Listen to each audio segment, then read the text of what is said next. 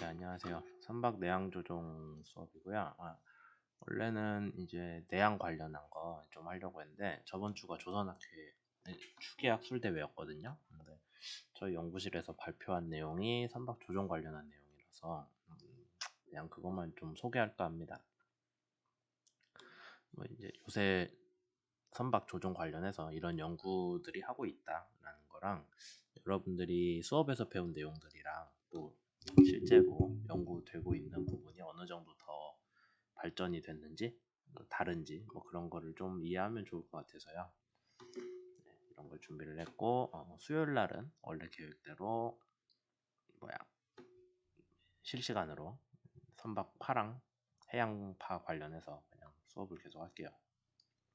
어쨌든 이거 연구 발표 내용은 뭐냐면은 여러분들이 그 선박 조종 모델링에서 컴포넌트 모델이라고 해서 이런 식으로 전체 선박에 걸리는 힘이 선체, 그 다음에 추진기, 그 다음에 방향타 이렇게 세 개로 나눠서 할 수 있다고 했잖아요. 근데 그 중에서 얘를 구하는 방법에 대한 연구입니다. 다른 것들이야 뭐 수업 때 배운 그 우리 교과서 3.7장 8장이었죠. 거기 배운 모델링을 가지고 해도 되는데 얘는 어떻게 구하는지 뭐 여러분들 조종 숙제에서 보자면은 경험식들, 추정식들을 이용하기도 했고 그 다음에 또 뭐가 있었죠? 여러분들 저기 실험 같은 걸 하기도 한다고 해서 몇 개 논문을 올려놓긴 했어요.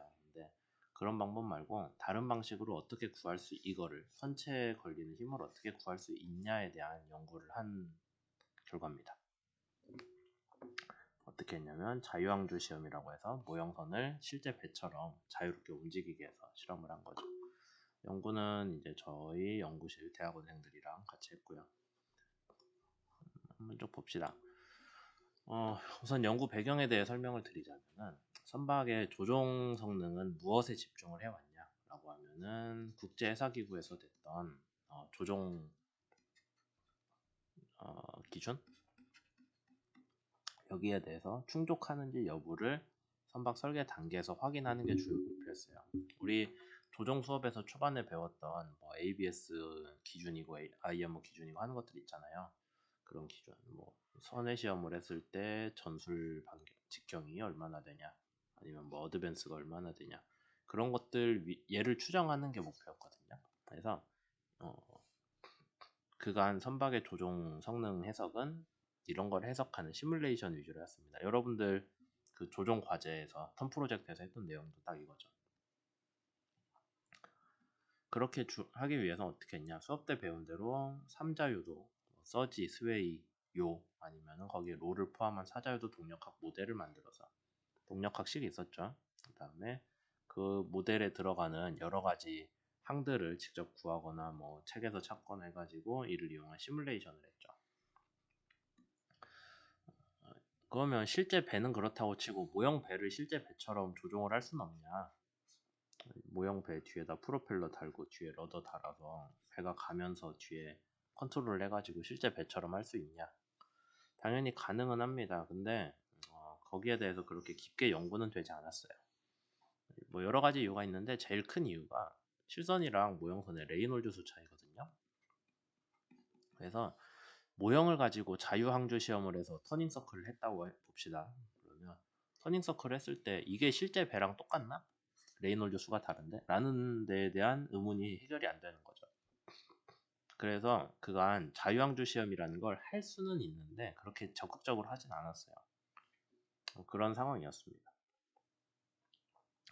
그리고 다른 배경 얘기 하나가 최근에는 자율운항 선박이 개발됨에 따라서 이거를 음, 옛날에는 IMO 기준만 맞추면은 배에 대한 조종 문제는 끝났거든요. 더 신경 안 썼어요. 근데 자율운항 선박은 얘가 실시간으로 자기가 어떻게 움직일지를 알아서 조종을 해줘야 되잖아요. 선박이. 그러다 보니까 조종 모델이 되게 정확할 필요가 있습니다. 그 다음에 배가 뭐 저속 조건이 느린 조건이라거나 천수라는 건 물이 얕다는 뜻이거든요. 수심이 안 깊어요. 그러면 해저에 영향을 받습니다. 배가. 아니 뭐 부분 침수, 파랑 파도 중에. 그런 조건에서 이제 선장님이 없는 게 자율운항 선박이니까 기계가 알아서 자기가 어떻게 움직일지를 정해야 되는데, 내가 뭐 이렇게 움직인다라고 하면은 그 계획대로 배가 움직여야 되잖아요. 거기에 들어가는 동력학적 모델링을 예상을 하는 게 되게 중요해진 거예요. 옛날에는 선장님이 알아서 했는데 지금은 그게 아닌 거죠. 그래서 여기에 대응할 수 있는 선박의 동력학 모델을 개발하는 필요가 지금 발생하고 있습니다. 그럼 선박 운동 모델링이라는 건 우리가 수업 때 배웠지만 기본적으로 어떻게 생겼냐면, F는 MA에서 F라는 항이 여러 가지 선박의 뭐 조건, 상태에 대해서 적용되는 거죠. 그러니까 선박에 걸리는 힘을 지금 선박의 운동 상태로부터, 여기 써놨으니까 다시 쓰진 않을게요. 지금 선박의 운동이나 제어 상태로부터, 이거 U가 아니라 N이라고 쓰는 게 맞는데, 지금 선박 상태로부터 추정을 하죠, 힘을. 그래서 걔는 MA니까 A가 나옵니다. 가속도. 그럼 가속도 곱하기 델타 T 해주면은 델타 U가 되죠. 속도의 변화량. 그래서 지금 속도에다가 델타 U를 해주면은 다음 시간에 델타 U가 되는 거죠. 이걸 반복하는 게 선박의 시뮬레이션이고, 선박 조종의 시뮬레이션이고, 그 다음에 여기다 제일 중요한 거는 선박의 운동 방정식을 먼저 구하는 걸 거예요. 운동 방정식을 구하는 게 우리가 수업 때 내내 배웠던 부분이죠. 대충 기억나는 대로 한번 해봅시다. 3자유도 운동 모델은 스웨이, 서지부터 써야 하는데, 서지, 요 운동이죠. 그래서 X방향 서지 운동에 대해서는 우리가 어떻게 했어요? 전체 선체에 가해지는 힘을 가지고 하기도 했는데, 그것보다 더 실제적으로 많이 쓰이는 거는 선체 프로펠러 방향타를 나눠서 쓰는 컴포넌트 모델, 아니면은 이거를 체계화를 한 일본의 연구 그룹 이름을 따서 MMG 모델이라고 합니다. 이렇게 해주죠. 선체에 가해지는 힘들은 가속 m 곱하기 질량 곱하기 가속도로 나타나는데, 그 가속도가 경진운동 가속도뿐만 아니라 선회로 인한 가속도도 있다라는 게 우리가 선박 동력학 조종에서 배웠던 중요한 부분이죠. 뭐 X방향 힘도 그렇고 Y방향 힘도 그렇고 Z방향 회전은 다행히 그냥 회전만 다루기 때문에 가속도 곱하기 관성 모멘트를 해주면 돼요. J였나? I였나? 이렇게 썼던 것 같은데, 하여튼 그렇게 됐을 때 이제 우변은 MA 항은 우리가 그냥 정해지는 거죠, 그 순간마다. 근데 F를 어떻게 구하냐의 문제고, 그 F를 우선 선체, 추진기, 방향타인데, 추진기와 방향타는 수업에서 배운 것 같이 되게 모델링을 써서 이런 형상이고 이런 조건에서 움직이니까 라고 해서 얘는 해결합니다. 선체에 가해지는 힘이 문제죠. 선체에 가해지는 힘은 뭐 실험을 하든 아니면은 추정식을 쓰든 해가지고 이렇게 다항식으로 표현을 많이 해주죠. 좀 자세하게 모델링을 해보겠다 하면은 2차식 말고 3차, 4차항, 고차항도 넣어주는 게 일반적이고요. 그런 것들을 구하는 경우는 우리가 어떻게 하냐, 배에다가 전진 속도 U 주고, 그 다음에 특정한 V 주고, 나머지 운동은 다 000으로 조건해서 선체에 걸리는 힘을 재는, 아니면은 U 주고 0, V는 0 주고 R 주고 회전 속도 그런 것만 주고 선체에 걸린 힘을 재는 구속무형 시험을 합니다. 그래서 일반적인 선박의 조종은 선체에 대한 구속무형 시험이 필수예요. 선체에 가해지는 운동별 힘을 추정하기 위해서죠. 근데 이런 식으로 했을 때 여태까지는 그럭저럭 해왔는데, 이제 사자유도 운동, 횡동요가 추가됐을 때는 저 운동에 원래 U, V, R 운동에다가 P, 각 속도가 들어가는 거죠. 선체의 선회로 인한, 횡동으로 인한 속도. 걔가 들어가면 실험 조건이 많아집니다. 저기 구속무형 시험 조건이 이 횡경사 속도에 대한 것까지 포함되기 때문에 상당히 많아져요. 그럼 실험이 많아지니까 실험을 하기도 힘들고, 만약에 우리가 나중에 종동요나 상하동요까지 포함해서 파랑 중에 파도 중 운동을 하겠다라고 하면은 운동 자유도가 더 필요하죠. 육자유도까지 될 거예요. 어렵습니다. 이거를 모델링 하기도 힘들고 걔를 만족하는 실험을 하기도 힘들어요. 그 다음에 만약에 우리가 VR만 지금 여기서 따졌는데 X방향에서 VR 말고 이제 P가 들어갔잖아요. 그럼 P에 대한 뭐 상호작용, 이거 셋이 상호작용할 수도 있잖아요. 뭐 VP가 상호작용할 수도 있고 이런 거 다 알 수 있겠어요? 알 수가 없죠. 그래서 간섭항이라고 하는 거는 이제 여러 개의 운동 변수들이 서로 곱해져 있는 항입니다. 지금은 이것만 간섭항이었는데 얘도 있어야 되죠. 그 다음에 또 뭐 있어요? RP에 대한 항도 있어야 되죠. 추가로 2개 더 생기잖아요. P만 고려해도. 그 다음에 사실 P는 횡경사 각도에, 얘는 각속도에 대한 거고, 우리가 더 관심을 갖는 거는 횡경사각 자체에 대한 거거든요. 이런 항도 막 생겨야 돼요. 그러니까 고려해야 될 게 너무 많아. 지금 문제가 있고, 그 다음에 구속 모형 시험은 완전히 잔잔한 바다에서 딱 설계 속도 아니면 특정 몇 개 속도에 대해서 하기 때문에 거기서 크게 벗어난 실제 운항 상황이 있다. 되게 저속에서 조종을 해야 된다. 아니면은 되게 얕은 바다에서 해야 된다. 그러면은 모델이 맞는다는 보장이 전혀 없어요. 물론 이런 한계들이 있었기 때문에 그거를 극복하기 위해서 많은 사람들이 연구를 했죠. 그래서 조종 성능 추정을 위한 3자유도에서 더 나간 연구 사례들이 4자유도 운동 모델링도 있고요.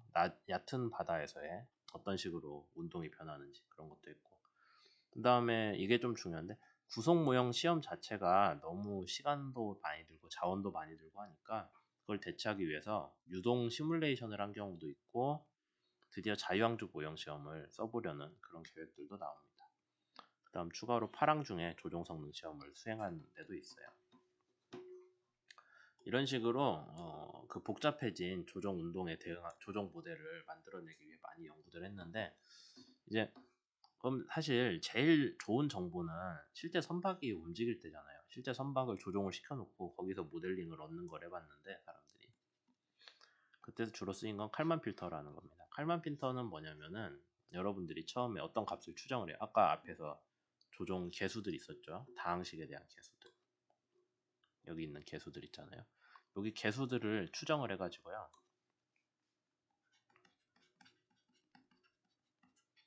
이걸 해서 실제 선박의 그 운동 결과, 조종 결과라고 합시다. 조종 결과랑 비교를 해요. 잘 맞으면은 다행인데 안 맞을 거 아니에요. 그러면은 오차가 나오죠. 오차를 수정해서 다시 개수를 추정해요. 계속 해가지고 조종 결과가 잘 맞으면은 성공 하는 식으로 하는 게 칼만 필터입니다. 그래서 조종 개수를 초기 값을 주고 거기에 대해서 찾는 그런 과정이죠. 그럼 초기 개수, 조종 개수의 초기 값은 어떻게 하냐? 뭐 이미 주어진 값일 수도 있고 뭐 추정을 할 수도 있고 그런 거죠. 거기에 대한 연구들이 이렇게 있었고요.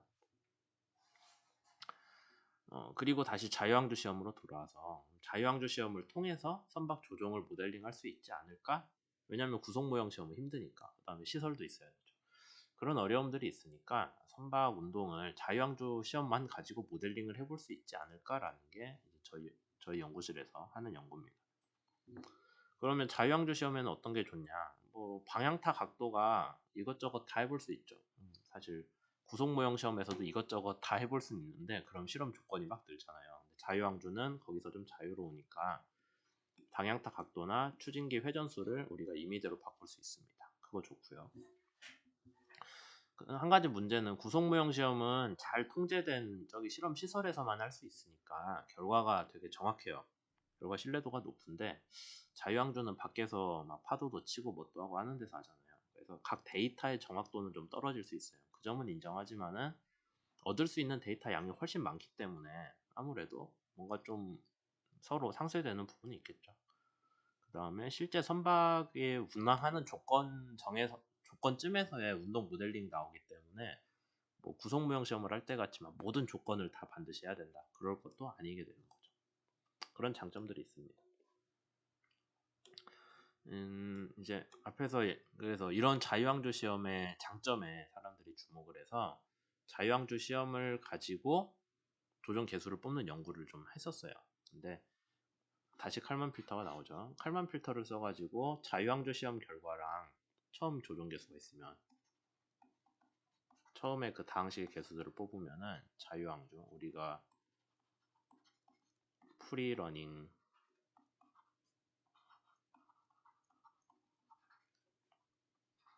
모델 테스트라고 하거든요. 그래서 FRMT라고 많이 씁니다. FRMT를 쓰고 뭐 거기 결과에 대해서 그러니까 조종 계수를 가지고 시뮬레이션을 하고 운동 시뮬레이션을 하고 걔를 자유항조 결과랑 비교해서 다시 수정하는 칼만 필터를 많이 연구를 했어요. 2012년부터 했네요. 근데 여기서도 결국에 문제는 선박 조종 계수를 처음에는 추정을 해내야 되거든요. 그래서 구속 모형 시험을 안 할 수는 없었어요. 비교를 위해서. 근데 그래서 우리 연구에서는 그러지 말고 자유항조 시험을 아예 구속 모형 시험을 대체를 하는데 써볼 수 있겠냐. 그걸 확인을 해보자라는 거죠. 뭐 그렇게 좀 과감한 내용인데, 왜냐하면 여태까지 전통적으로 해오던 구속 모형 시험을 안 해도 될 수 있겠냐를 보자는 거니까요. 근데 뭐 어느 정도 저희도 좀 자신 있는 부분들이, 컴퓨터 성능이 좋아져서 여러분들이 자유항조 시험 데이터가 많으면은 그걸 가지고 뭔가 모델링을, 회귀 분석이라고 하거든요. 걔를 잘 맞는 그런 이런 추정식 거기를 뽑아낼 수 있어요. 추세선을. 그래서 그런 거 잘 하고 있다 요새 연구들. 그래서 우리가 그러면 데이터 세트를 많은 데이터 세트를 가지고 속은 어떻게 생겼는지 모르겠지만은 뭐 UVRP를 집어넣었을 때, U.VR도 넣었죠. 이걸 다 집어넣었을 때 블랙박스예요. 속이 어떻게 생겼는지 모르겠지만은 X, Y, K, N이 나오는 시스템을 자유항조 시험만 가지고, 프리러닝 모델 테스트만 가지고 만들 수 있지 않을까라고 생각을 해본 거죠. 이런 식의 접근이 속은 어떻게 생겼는지 모르겠지만 그냥 잘 맞는 걸로 내놓는 걸 우리가 데이터 드리븐 모델링이라고 합니다. 데이터만 가지고 만드는 거죠. 속이 어떻게 생긴 구조는 우리가 모르고. 이런 데이터 드리븐 모델링이 많은 분야에서 쓰이고 있어요. 아마 여러분들이 지금 뭐 굳이 조종 쪽이 아니더라도 다른 분야, 뭐 생산이나 구조 설계 그런 쪽에서 한 번쯤은 들어봤을 수도 있겠네요. 그래서 데이터 드리븐 모델링은 데이터를 많이 집어넣기 때문에 입력 데이터가 잡음이 있어도 별 문제 없어요. 어차피 잡음들 다 많은 데이터 양으로 이렇게 처리하다 보면 다 묻혀서 없어지거든요. 그 다음에 뭐 변수들도 우리가 꼭 통제할 필요 없죠. 모든 변수 다 집어넣어서 봐도 됩니다. 그 다음에 비선형적이라고 하는 거는 그냥 단순히 비례해서 나오지 않는 그런 물리 현상들의 회귀 분석에도 용이하다라는 게 알려져 있어요. 그래서 우리 연구의 목표를 좀 구체적으로 얘기를 하자면은 자유항조 모형시험 결과만을 이용을 해서 조종 분석의 조종 모델을 개발할 수 있겠나라는 겁니다. 그래서 우리 연구 내용은 자유항조 모형시험 시스템을 설계했고요. 여러분들 그 지금 자율주행 뭐 그런 거랑 비슷해요. 그런 시스템을 설계하는 내용, 그 다음에 이렇게 하는 실험이 믿을 수 있냐에 대해서는 제가 먼저 연구를 해가지고 조선학회에 냈었고요. 여기까지 한 실험을 바탕으로 우리가 조종 모델을 만들기 위한 데이터를 어떻게 추출할 건지, 그 다음에 거기에 맞는 조종 모델은 어느 정도 수정이 되어야 되는지를 연구를 주로 했습니다. 그랬을 때 기대되는 효과는 조종 모델링이 그만큼 자유도가 향상돼서 더 많은 운동을 다룰 거고요. 그만큼 더 정확해지겠죠. 그 다음에 구속 모형 시험을 대체하면은 실험을 좀 적게 해도 되거든요. 비용도 적게 들고. 그거 중요하고요. 그 다음에 이것까지 되면은 파랑중 조종 운동까지 우리가 확장을 할 수 있지 않을까라는 생각에 연구를 수행을 했죠. 잠깐 잘랐다 할게요.